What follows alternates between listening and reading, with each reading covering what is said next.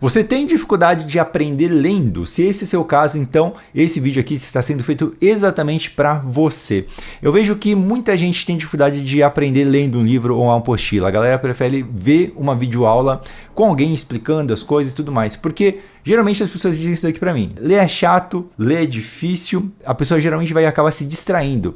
Então geralmente a pessoa vai ler e depois que ela terminar um parágrafo, ela vai só pensar, tipo, mano, o que eu acabei de ler? Não sei o que eu acabei de ler. Aí ela vai lá e lê de novo, e de novo, e de novo. Isso faz ela perder muito tempo na leitura. Então hoje eu vou falar sobre alguns pontos, eu não diria nem que são técnicas, nem métodos de leitura, mas pontos importantes para você entender sobre aprendizagem usando a leitura. Se esse é o seu caso, então, eu peço para você ficar aí até o final desse vídeo, porque você vai ganhar muito assistindo esse conteúdo. Esse lance todo aqui, esse vídeo vai ser feito tanto para o YouTube quanto para a galera do Gabaritei. Se você não sabe o que é o Gabaritei, ele é meu curso de aprendizagem para vestibulandos.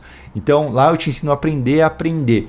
Vestibulandos e concurseiros também. Então, para você que vai fazer uma prova, para você que quer estudar, para você que quer aprender qualquer coisa, você pode fazer o curso Gabaritei. Eu não diria qualquer coisa porque a aprendizagem ela vai mudar dependendo do assunto. Se você for aprender um jogo, é diferente de você aprender para os estudos. Se você for aprender a andar de bicicleta, é diferente. Né? Então, cada coisa tem um lance diferente. O Gabaritei é focado mais para vestibular e provas, beleza? E também se você quiser apoiar o canal, não esquece de se inscrever no canal, ativa o sininho, deixar um like e comentário. Lembrando que a gente bateu 100 mil inscritos e eu acabei de receber aqui, deixa eu tapar aqui as informações, a minha placa do YouTube, que eu vou fazer aí provavelmente um unboxing. Então, primeira coisa que a gente vai aprender hoje, a gente vai aprender 3 coisas, a gente vai focar em 3 tópicos. Ler é uma habilidade que você vai desenvolver. Segundo, ler usando a cabeça. E terceiro, ler sem perfeccionismo. Eu acho que são 3 pontos muito importantes na hora da gente aprender a ler e aprender lendo. Então, o que eu quero dizer com ler é uma habilidade? Ler é uma habilidade como qualquer outra. Então, se você vai, por exemplo, tentar levantar um peso, no começo vai ser difícil. Mas se você continuar levantando aquele peso, no começo vai doer, seu braço vai ficar dolorido e tal. Mas com o tempo você vai ficando bom naquilo. Então, aquele peso vai se tornando cada vez mais comum para você. Mesma coisa na leitura. Se você começa a ler e você sente dificuldade, sono, ou você se distrai no começo e você abandona a leitura, você nunca vai conseguir ler coisas mais pesadas. Então, o que é o ideal? Às vezes você vai começar lendo coisas mais leves e você vai aumentando o peso da sua leitura, tá? Então, essa é uma estratégia. Outra estratégia é simplesmente você se forçar a ler coisas difíceis para você aprender a ler coisas difíceis. Então, eu lembro que quando eu entrei na faculdade, eu achava que eu sabia ler. E aí, quando eu peguei na faculdade, cara, a complexidade dos livros, dos materiais, do que os professores falavam, das apostilas, era insano, era bizarro. Então, o que eu comecei a fazer? Eu comecei a me forçar a ler coisas mais complicadas. Ler é uma habilidade que você tem que treinar, beleza? Primeira coisa que a gente tem que entender. Dentro disso, você tem que entender também que nessa habilidade, se você não tiver o vocabulário, um dos objetivos de você ler muito é você desenvolver o vocabulário. O que é o vocabulário? O significado das palavras. Se você está lendo e as palavras não têm significado, realmente fica difícil. Por exemplo, quando você vai ler aqui, ó, banhada pelos mares Jônio e Egeu. O que é Jônico e Egeu? Não sei. Por sua posição geográfica. Um elo. O que é um elo? Elo é uma ligação. Então, se a pessoa não sabe e ela começa a ver muitas palavras que ela não entende o que significam, a leitura começa a ficar maçante, começa a ficar chato. E a gente vai aprender que não necessariamente você precisa ficar pegando o dicionário para descobrir tudo isso aqui. Às vezes você pode ignorar. Por exemplo, Jônico e Egeu, tanto faz para mim. Eu não preciso ver onde é que é, não me interessa. Muitas vezes você pode ignorar, tá certo? Mas muitas palavras você vai começando a adquirir. Por exemplo, distintas, elo, sei lá, península. O que é península? O que é continental? O que é expansão colonial? O que é uma colônia? Isso aí você vai ter que aprender conforme você lê. No começo vai ser difícil, porque você não sabe das palavras. Tem muitas palavras que você não sabe. Mas quanto mais você vai adquirindo vocabulário, mais fácil vai ficando. Então, a curva de dificuldade é o quê? Vamos desenhar aqui. No começo, a dificuldade vai ser lá alto. Vai ser muito difícil. Mas a curva de dificuldade vai ser tipo assim, ó.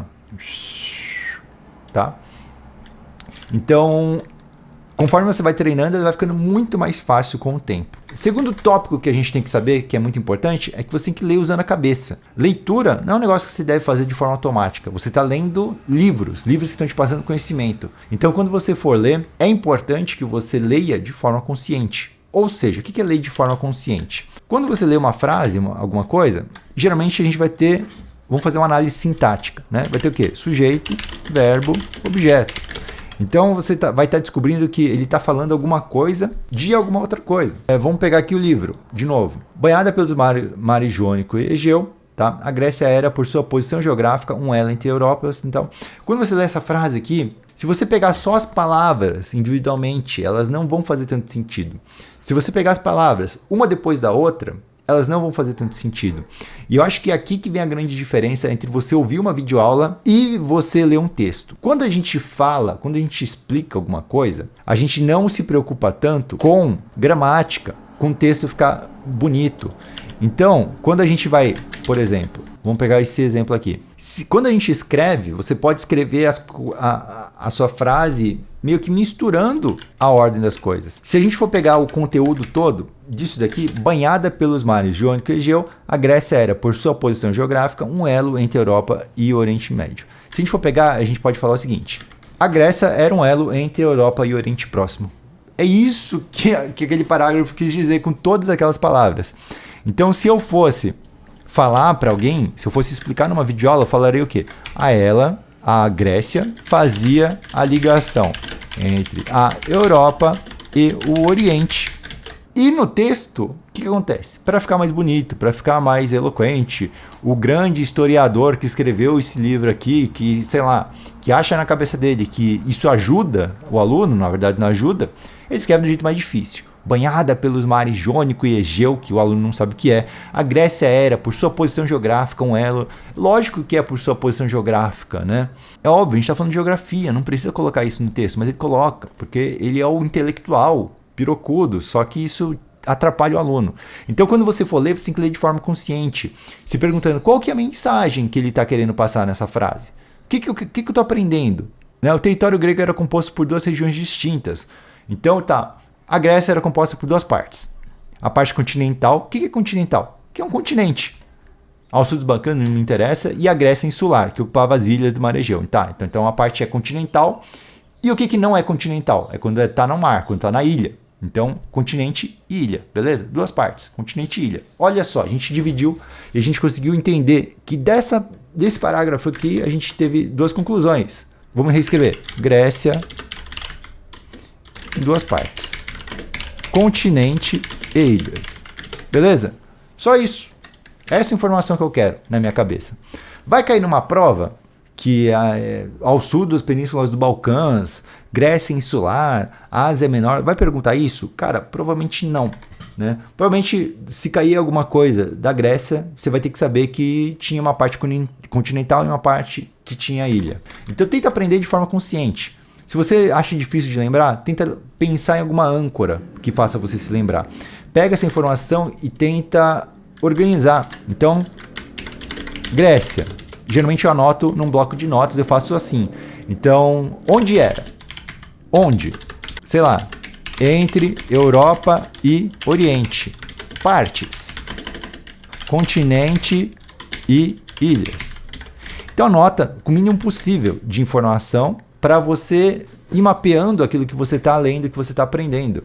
Isso te ajuda a forçar a sua cabeça e quando você lê isso daqui, a sua mente vai se lembrar mais ou menos daquilo que você leu. Pelo menos funciona assim comigo. Existem várias técnicas de mapeamento, a gente fala isso também no Gabaritei, na parte lá de entendimento. Se você viu aquele capítulo, você faz parte do Gabaritei, você já vai linkar esse conteúdo com aquele. Né? Então você pode usar aquilo lá para melhorar sua leitura também, beleza?